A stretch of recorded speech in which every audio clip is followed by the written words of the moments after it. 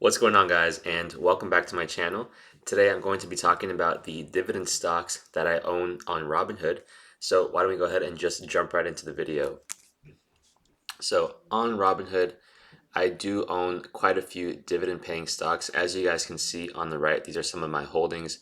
I usually don't like to talk about my holdings for several reasons, but today I have no problem with sharing some of the dividend high paying stocks that I have. So the first stock on the list is GOF. You guys know I love my multi-asset bond funds.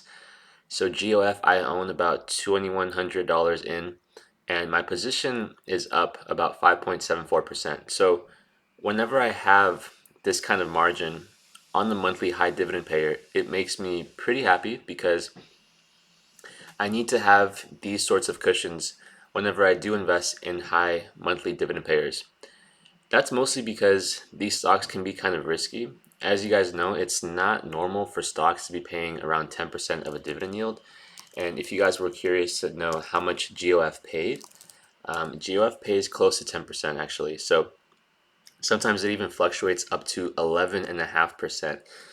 So when you're dealing with something like that, it's important that this stock isn't just going in a downtrend and you're reinvesting your dividends into something that is not actually appreciating over time.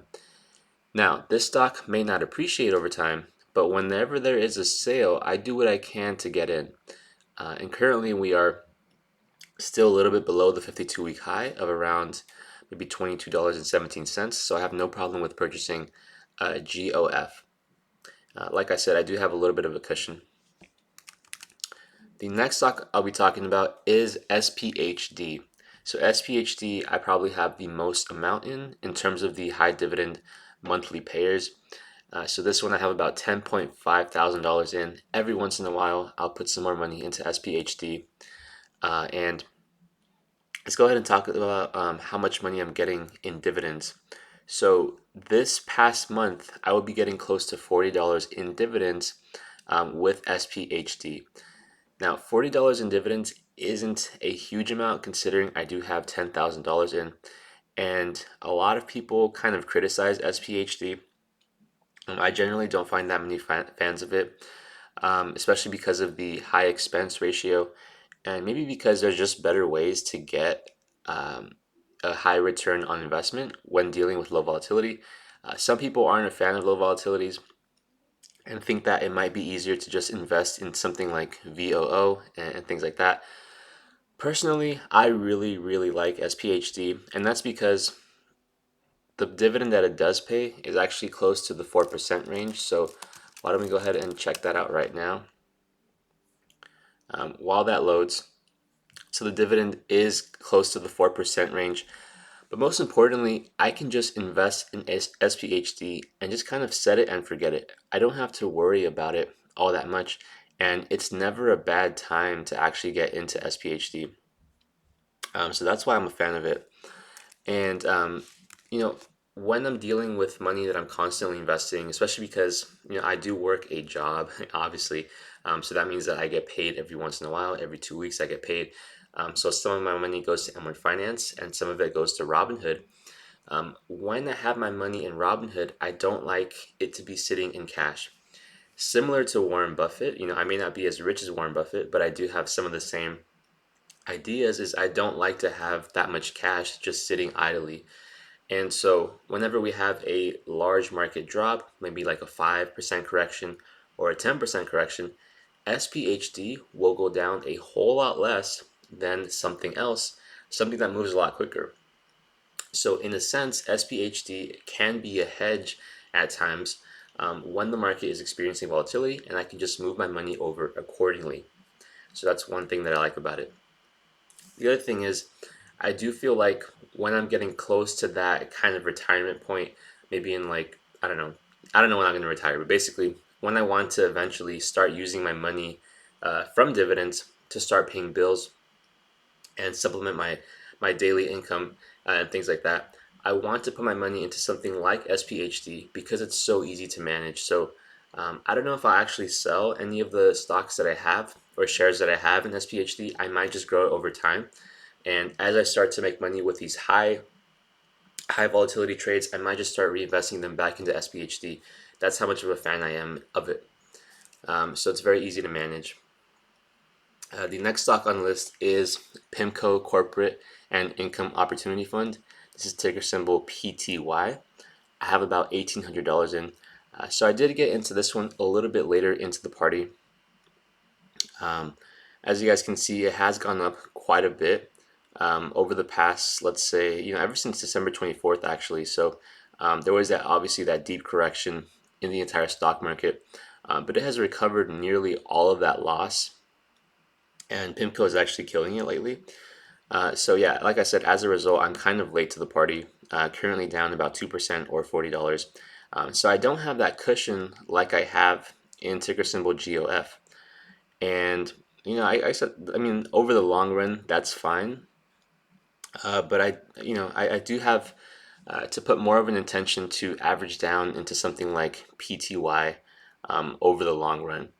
So if we take a look at some of my dividend history with PTY, yeah, so like I said, I have been buying every once in a while, and I don't think I got paid a dividend yet, but when I do get paid one, it should be around $10 here in just a few days, or maybe even tomorrow. Oh, today actually. So I should be getting paid about $10 sometime in the next couple days. Currently with what I have, so I'm getting paid $10 from PIMCO. I'm getting paid around $40 from SPHD, and on GOF, which I just missed, I'm getting paid around $20 here in the next couple days. And then the last stock on the list is ticker symbol GOOD, or Gladstone Commercial Corporation. So Gladstone, I do have more of a cushion on. I am up about around $78 or 8%. Currently, I have about $1,000 invested into GOOD. I don't have that much interest in continuing to add to this one, especially because the dividend yield isn't as high as the other multi-asset bond funds that I have, which are GOF and PTY. So the yield isn't as high as that one. And then in terms of just capital appreciation, it's not as good as SPHD. So I'm not extremely excited about this one, but it's nice to have at least $1,000 into something that's kind of diversified. Gladstone Commercial Corporation is a REIT, and it's the only REIT out of the ones that I've talked about today in this video. So it is nice to diversify a little bit at least.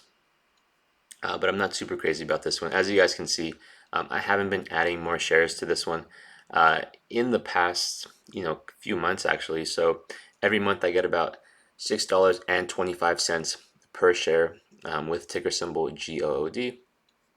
And like I said, no plans to keep on adding shares to this position. So one thing to note here is that, like I said, I do get paid $6.25 per share here. And whenever you're dealing with a high paying stock like that, you can't expect for the dividend yield to increase all that much. Unless we're talking about something like, ticker symbol O, for example, which is Realty Income. Realty Income will increase their dividend every once in a while.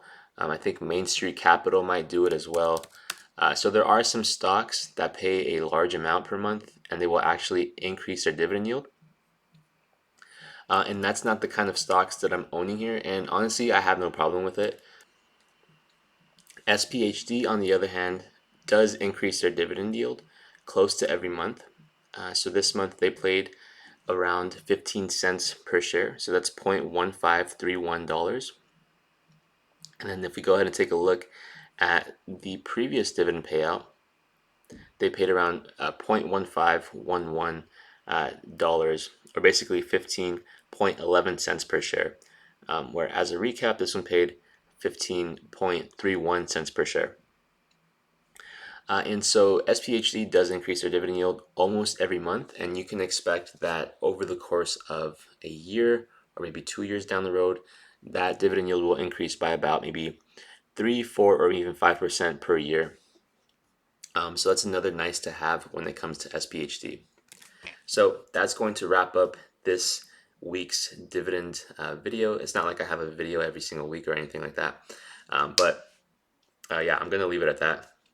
If you guys made it this far, given the current types of videos that I've been making, let me know which one of those you guys want to see the most, because I do want to have more of a regular release schedule when I do make my videos. So like every Tuesday you can expect a market recap or something, and then every Friday we could expect like a theory video or something like that. So let me know what kind of videos you guys like to see the most. I also have my M1 Finance portfolio reviews. If you guys want to see those, just let me know and I'll think about more creative ways to release videos. I'm still working on that course. I know it's been a while, but I'm still working on it. And yeah, so that's going to be it for this one. Hope you guys enjoyed it and see you guys in the next one.